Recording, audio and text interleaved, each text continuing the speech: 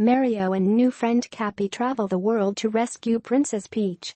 With Switch, Nintendo wants a world of players to play wherever and whenever they want, so it is poetic, perhaps by design, that the two biggest games of the system's inaugural year are about the joy of exploration and adventure. Super Mario Odyssey and The Legend of Zelda, Breath of the Wild both set players loose in large worlds filled with challenges and curiosities to be discovered, and encourage experimentation with bountiful rewards. They are very different games, of course, but share a newfound love for scope and delight in unbridled escapism. Nintendo's Odyssey returns the iconic plumber to an open-world format last seen in 2002's Super Mario Sunshine, and the benefit of all that has changed in game development during the 15 intervening years can be felt. Perhaps the most notable change, other than the obvious visual upgrade, is Nintendo's willingness to get weird. Real weird. In Odyssey, Mario has a companion called Cappy, a sentient hat who can transform into a variety of headgear, including Mario's iconic red cap. He can be thrown at characters, enemies and objects throughout the game to allow Mario to essentially possess them.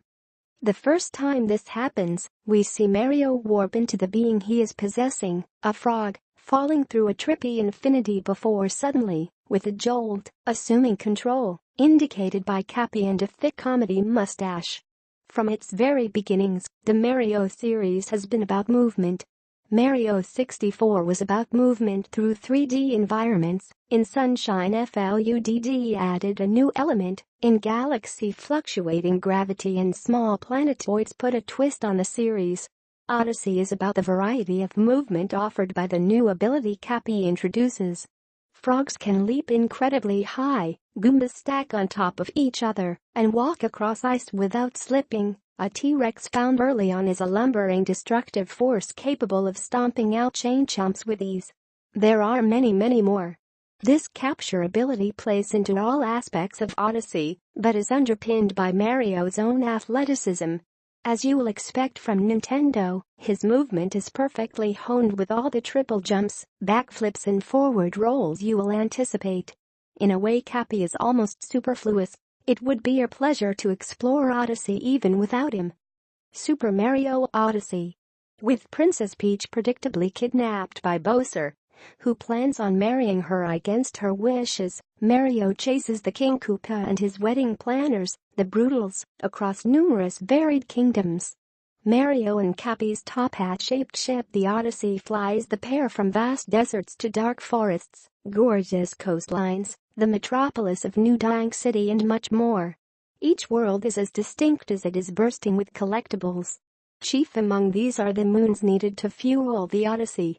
Players must find a certain amount from each world before they can move on, but these goals are easy enough to hit, which keeps the pace brisk. These replace the stars from 64 and the shines from Sunshine, but in a far greater volume. To keep things flowing, finding a moon won't, with a handful of exceptions, return players to the start of a level. The action continues instead, as players root out their next one. As is always the case with Mario's adventures, reaching the end of the story takes a decent amount of time, but is not the bulk of the game. After rescuing Peach, the game continues, and most players who follow its natural progression will have hundreds, and I do mean hundreds, of moons left to find. They are found in all manner of ways. Defeating bosses will offer up a cluster of them, others are hidden in hard-to-reach places, at the end of secret rooms, or are rewards for experimenting with curious quirks of the environment, much like Breath of the Wild's Koroks. After Bowser has been bested, there are 10 moons available to buy in each kingdom's shop. It is a bit of a cheap ploy, but even if those moons were not in the game, there would still be hundreds of them dotted around. It is at these shops that players can spend the game's two forms of in-game currency, the classic Mario coins that can be spent anywhere, and special purple coins specific to each kingdom. These all unlock special outfits and decorations for your ship.